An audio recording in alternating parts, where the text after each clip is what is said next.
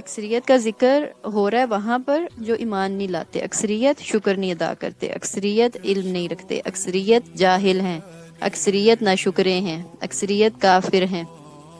ٹھیک ہے، تو اکثریت کا ذکر اس طرح ہوگا. اور جو شکر گزار ہوں گے اور اس طرح کے لوگ ہوں گے تو ان کے بارے میں کیا آتا ہے؟ قلیل ما، کتنا کم، بہت تھوڑے ہیں جو ایمان لاتے ہیں، بہت تھوڑے ہیں جو شکر ادا کرتے ہیں.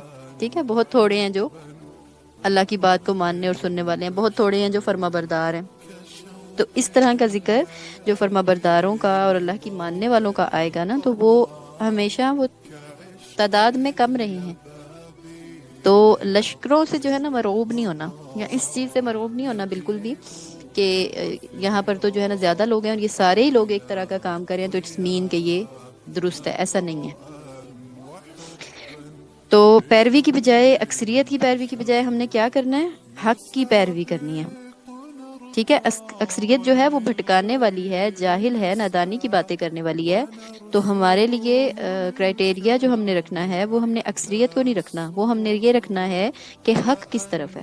حق کی پہچان ہم نے کل بھی پڑھا تھا کہ حق کی پہچان ہونا بڑا ضروری ہے. جب آپ کو حق کی پہچان ہوتی ہے نا تو پھر یہ قرآن دلوں پہ اثر کرتا ہے. پھر کیا کرتا ہے یہ؟ ترى اعینہم تفیض من الدمع مما عرفوا من الحق. کیوں؟ کیونکہ انہوں نے حق کو پہچان لیا نا تو ان کی آنکھوں سے پھر آنسو بہ نکلتے ہیں. تو اسی طرح پھر جن کو حق کی پہچان ہوتی ہے نا ان کو اکثریت بھٹکاتی نہیں ہے. وہ اتنے بڑے لشکر میں سے بھی جو سیدھا رستہ ہوتا ہے وہ چن لیتے ہیں. پھر وہ حضرت ابراہیم علیہ السلام کی طرح اتنے سارے لوگوں میں اپنے والد سمیت جو بتوں کی پوجا کر رہے ہیں، اور جب حق کی طلب اندر تھی تو کیا کیا کہ اتنے سارے لوگوں کو ریجیکٹ کیا، ان کو ایک سائڈ پہ کیا اور حق کی تلاش میں تنے تنہا نکل پڑے. اور پھر کیا ہوا؟ پھر اللہ نے ان کو حق دکھایا، لیکن اندر کی تڑپ کو دیکھ کر. باقی سارے لوگوں کو نظر نہیں آیا. تو اندر کی تڑپ ہمیں حق پہچاننے میں مدد دیتی ہے، لیکن پھر ہمیں اس کے لیے کوشش بھی کرنے کی ضرورت ہوتی ہے. جب ہم کوشش کرتے ہیں تو پھر اللہ ہمیں راہ حق دکھا دیتا ہے. اور جب پھر نظر آ جائے تو پھر ہمیں یہ شک و شبہات آنے لگتے ہیں کہ اب زیادہ لوگ تو اس طرف ہے نہیں ہیں، تو میں اکیلی یہ کروں گی تو لوگ کہیں گے کہ یہ کیا کر رہی ہے. تو ان چیزوں سے اوپر اٹھنا ہے، ان چیزوں سے باہر نکلنا ہے، کیونکہ اللہ سے سچی بات کسی کی نہیں ہو سکتی. اور اللہ سبحانہ و تعالیٰ کیا کہہ رہے ہیں؟ وَلَكِنَّ أَكْثَرَهُمْ يَجْهَلُونَ. اکثریت تو ان میں سے نادانی کی باتیں کرتے ہیں. It's clear. آگے چلتے ہیں.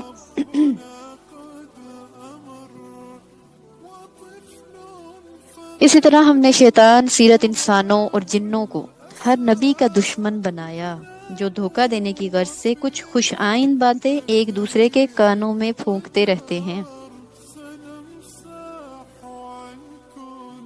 تمہارا رب چاہتا تو وہ ایسا نہ کر سکتے، سو انہیں ان کے حال پر چھوڑ دیجئے، اور ان باتوں کو بھی جو وہ افترا کرتے ہیں.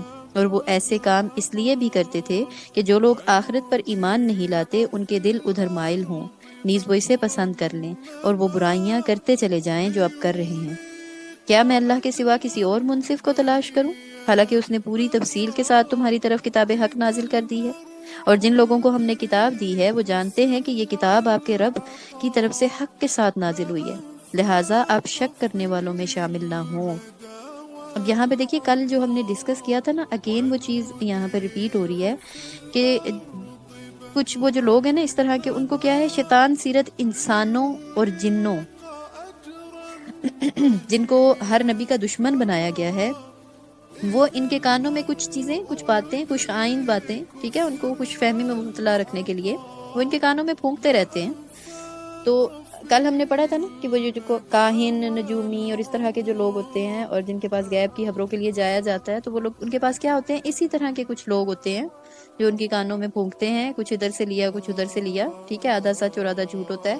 تو وہ غلط ملت کر کے تو وہ پیش کر دیتے ہیں. اور پھر جب وہ بندہ جو جس کو ہم لوگ سمجھ رہے ہوتے ہیں کہ یہ بڑا جو ہے نا کوئی علم والا ہے شخص، وہ جب ہمیں کوئی بات بتاتا ہے، ٹھیک ہے، اور ہمیں لگ رہا ہوتا ہے کہ او یہ تو بات اس کو پتہ ہی نہیں تھی، تو یہ تو واقعی بڑے علم والا ہے. ہمارے ہاں علم کا کرائٹیریا کیا ہے؟ غیب کا جاننے والا، جبکہ علام الغیوب صرف رب کی ذات ہے. نبی صلی اللہ علیہ وسلم کو بھی وہ چیزیں پتہ ہوا کرتی تھیں جن کے بارے میں نبی کریم صلی اللہ علیہ وسلم کو بذریعہ وحی بتایا جاتا تھا. کل ہم نے پچھلے پارے میں یہ پڑھا تھا کہ نبی کریم صلی اللہ علیہ وسلم سے یہ کہا جا رہا ہے کہ آپ کہہ دیجئے کہ وَعِندَهُ مَفَاتِحُ الْغَيْبِ لَا يَعْلَمُهَا إِلَّا هُوَ، یہ جو غیب کی کنجیاں ہیں، غیب کی چابیاں ہیں، وہ تو اللہ کے علاوہ کسی کے پاس نہیں، ٹھیک ہے، ان کو تو وہی جانتا ہے۔ تو اس لیے ان چیزوں سے ہمیں بچنے کی ضرورت ہے۔ ہر وہ شخص جو وہ کہہ رہا ہے ضروری نہیں ہے کہ وہ درست ہو۔ اے محمد صلی اللہ علیہ وسلم، اگر آپ زمین میں بسنے والوں کی اکثریت کے کہنے پر چلیں گے تو وہ آپ کو اللہ کی راہ سے بہکا دیں گے۔ وہ تو محض ظن کے پیچھے لگے ہوئے ہیں اور صرف قیاس آرائیاں کرتے ہیں۔ بلا شبہ تمہارا رب خوب جانتا ہے کون اس کی راہ سے بھٹکا ہوا ہے، اور وہ ہدایت پانے والوں کو بھی خوب جانتا ہے۔ اب نبی کریم صلی اللہ علیہ وسلم کو واضح طور پر حکم دیا جا رہا ہے کہ آپ نے کیا کرنا ہے، ٹھیک ہے۔ ڈائریکٹلی ان کے لیے تھا، بٹ انڈائریکٹلی ہم سارے مسلمانوں کے لیے یہ حکم موجود ہے نا، کیونکہ قرآن تو ہم سب کے لیے ہے۔ تو کیا ان کو حکم دیا جا رہا ہے کہ اگر آپ اکثریت کے کہنے پر چلیں گے تو یہ تو آپ کو اللہ کی راہ سے بھٹکا دیں گے، ٹھیک ہے۔ تو آپ نے کیا کرنا ہے، اکثریت کے کہنے پہ نہیں چلنا، ان لوگوں کی مان کے نہیں چل پڑنا۔ تو پھر ہمیں بھی تو یہی کہا جا رہا ہے نا، ہم لوگ کیا کرتے ہیں، ہم بھی تو ایسے ہی کرتے ہیں۔ ہمارے ہاں آج کل کیا سرائیاں اور یہ چیزیں کتنی زیادہ جو ہے نا وہ طول پکڑی ہوئی ہیں، میڈیا کا دور، اوپر سے یہ سوشل میڈیا، اور کوئی ایک چھوٹا سا واقعہ ہوتا نہیں ہے اور اس کے 10 پہلو خود سے خود نکالے جاتے ہیں۔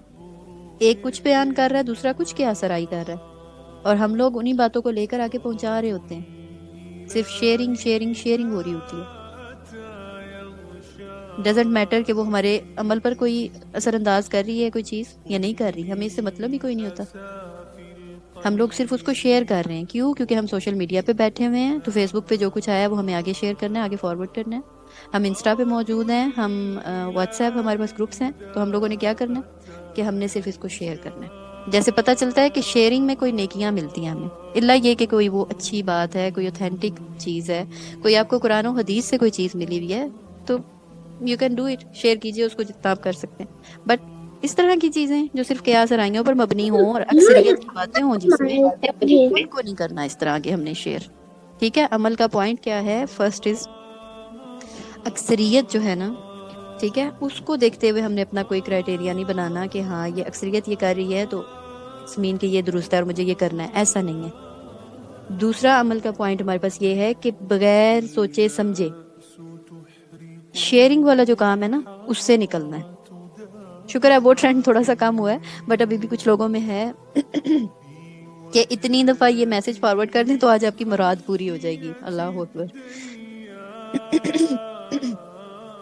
ابھی بھی ہمارے ہاں اس طرح کے لوگ موجود ہیں جو اس طرح کی عقل رکھتے ہیں، اور ان کا فہم اتنا ہے کہ جسٹ شیئرنگ سے 10-15 لوگوں کو سینڈ کر دینے سے ہماری دعا قبول ہو جائے گی۔ کیا ایسی کوئی سند آپ کو اللہ نے دی ہے؟